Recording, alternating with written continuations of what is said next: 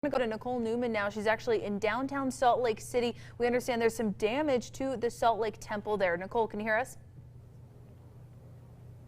Yes, we can hear you, Sarah. Well, you can see the damage for yourself that was caused to the temple. The trumpet on the Angel Moroni has fallen off.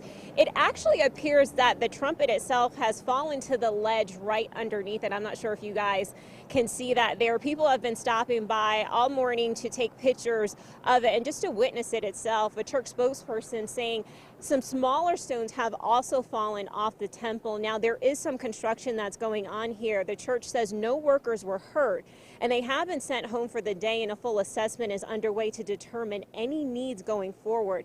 In a statement, a spokesperson also says this event emphasizes why this project is so necessary to preserve this historic building and create a safer environment for all patrons and visitors. And of course, again, we're out here and we're talking to people just to kind of get their thoughts on this. At least one person saying to us that Moroni is still proclaiming the gospel, just not doing it right now with his temple, or with his trumpet rather. That's the latest here in Salt Lake City. Reporting live in Salt Lake City, Nicole Newman, ABC4 News. All right, thank you, Nicole.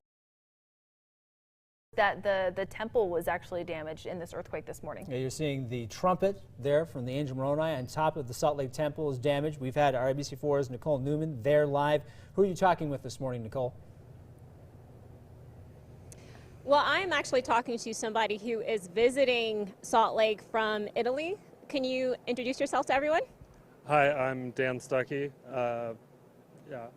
I'm a visitor here in Salt Lake. Originally, I came over to be a part of a conference that was going to be happening last week, a summit, and that was canceled and postponed kind of until the fall.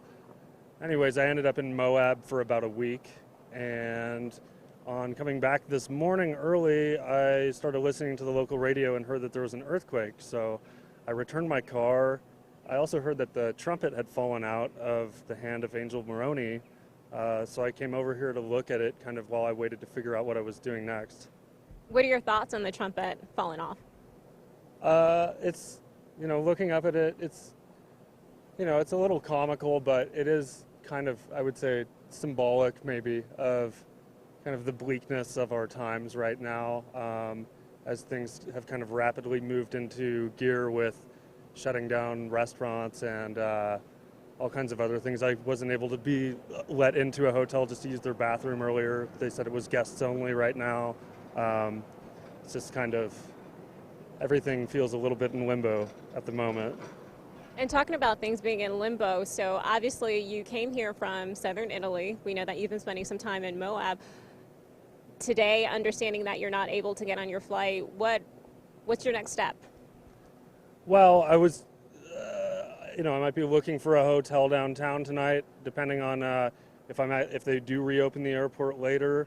But I was going to be going over to New York to stay with someone, kind of awaiting the reopening of borders in Europe, and then also found out simultaneously that they're closing for 30 days now. So I might be going back to Seattle, where my mother lives, to stay there and just wait a much longer period than I thought I would have to. Well, Dan, we thank you so much for your time. Sarah and Brian, we want to send it back to you guys in the studio. All right, thank you, Nicole. Yeah, you